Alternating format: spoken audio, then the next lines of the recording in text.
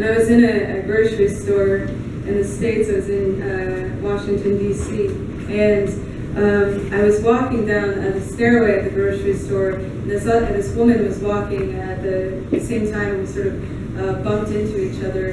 And I said, no, you go ahead. And she said, no, I don't. No, you go. And I said, no, go ahead. She said, I'm not going to go. And I said, you can go, though. And she said, I don't want to walk next to you because you're gay. She said it directly like that. And you know, I've looked like this since I was 4. So I've had a lot of things, said to me and hollered at me, but I'd never had something where I was so close face to face to somebody, and for them to say something so directly, as if it wasn't, just directly, matter-of-factly, like I'm not going to do this thing. And it really sort of knocked the wind out of me. And then eventually we both started walking, and I realized that we were both going to the restroom, the bathroom. And I noticed that we were both headed for the women's room. And I said, I see that you're going to the women's room, and I just want to let you know that I'm going to be in there. And so we both walked there, and even though it was like a multi-stalled restroom, I went in, and she just stood outside of the door, and waiting for me to come out, and wouldn't even go into the bathroom until I had left. And I got back to the car, and I was traveling with a musician and my tour manager, and I was shaken up about it, but I thought that it had left me. And then the next day I was in another grocery store, and I was on the stairway, and walking on the stairway alone again, and I felt like I was gonna black out or something, and or pass out, and I dropped all of my groceries, and I just fell down in the stairway, and I started crying and couldn't stop crying. And I got back to the car where my friends were, and it took me like an hour, because I thought something had happened with my health or something. I didn't know what was up. It took me like an hour to figure out that I just had a major panic attack, because I was in that same situation again where the woman had said that thing. And ever since then, I've been trying to think of ways to be, more queer than I already am.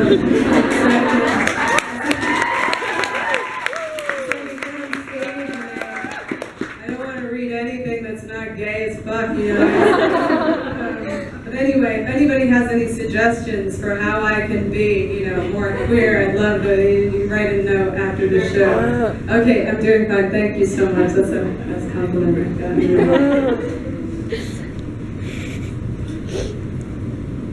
I was telling this story last night.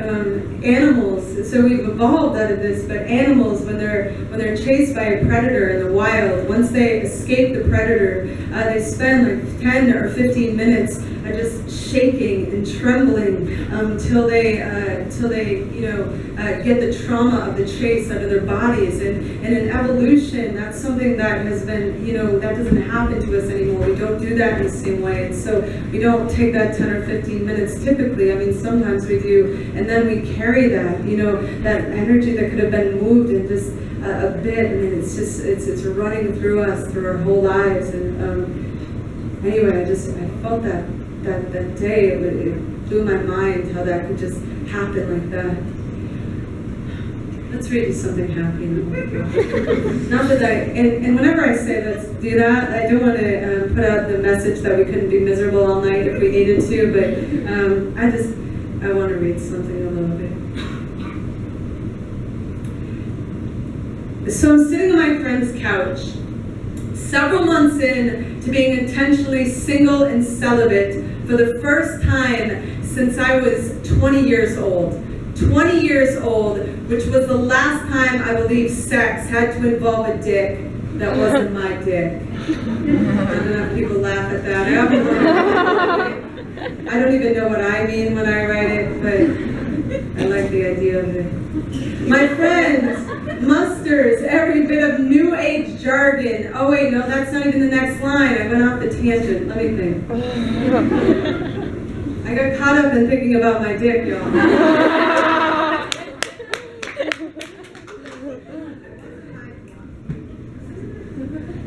Sorry, I'm actually not even lying. Is that seriously going to be the end of the poem? I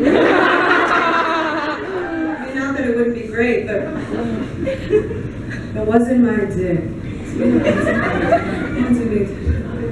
Wait, let me.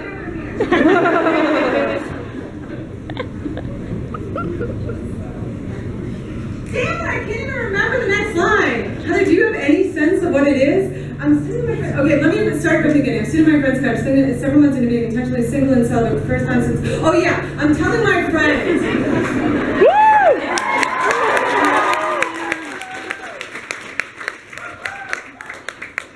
Watch that go on YouTube. God, don't let it go on YouTube. Once I belched in the middle of a poem like a bird, and somebody put that shit on YouTube. My friend shared it with me. I was like, thank you. Everybody's out there. I'm telling my friend about this psychic who says, I am going to meet the love of my life by the end of January. It's January 10th, and I am so far from ready for Cupid, that naked little shit, to fire anything short my way. So far from ready to be the kind of insane only love makes me. My friend musters every bit of new age jargon she can fit into her tongue and says, what if you are the love of your life? I think, oh my God, I hope that's not true. Because I am absolutely not my type. For example, the last time an astronaut told me she needed more space, I dropped my pants to the floor in the grocery store, hoping I could moon her into space. I spent so much of my life trying to prove I was enough, trying to prove my sky was no Hollywood, my stars were not just acting, to prove the twinkle in my eye isn't an infection. I can look in almost any direction and say that's the way to go, but I've learned this is how to stay. Skipping moon rocks across my own puddle dive, even when I've been clipped on the mothership, so I can still say, I bet you smell like butterfly, but I bet you dream cocoon, and I bet you never say the word fuck, but we all know you do. My heart is a runway. I've been staring at the sky since my love took off. Will you be my friend? Will you pull me a porch swing? Will you punch me in the top just once? I'm ready to reset my bones, ready to swing set my rib cage, so the next time somebody pushes me away, I will swing right back to that chisel with my marble spine. Go ahead, build me.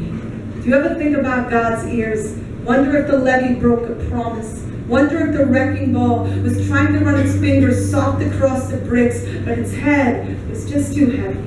Before you become my friend, picnic with my rubble, road trip with everyone I left in the dust, do the laundry from the last time I was loaded, how she found my trigger and we woke with the sheet pulled above our heads, praying the mortician could make us pretty, y'all. None of us are pretty, but our ugly has an alibi.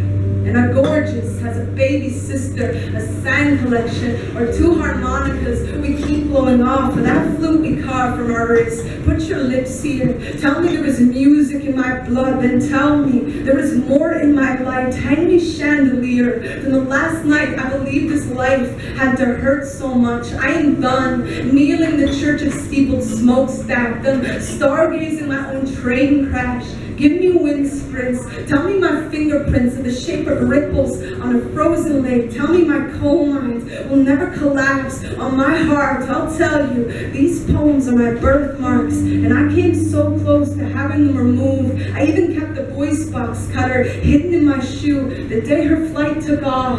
But the runway, it's made of marble, made of gush, made of windmill, made of salt, and there is a sea of hope chest in every word I speak, praying to be open by the night with its belly full of yield. Pull the shield from my wingspan. Teach me where the candle wax says thank you to the flame. Tell me how your mother says your name like an orchard going bloom. Y'all, the doctor once told me I feel too much. I said, so does God. That's why you can see the Grand Canyon from the moon. We are a telescope of riverbed. We are empty lockets melting into gold. We are hearts breaking bread. Fold me in your napkin poem. Pull the tinsel from my hair, from all the past I could not let go. My gills are adjusting to the air. The story has peeled from my bones. My bones know the song of our tears dripping from the faucet, tick, tick, tick, ticking like a metronome. I know there was better music,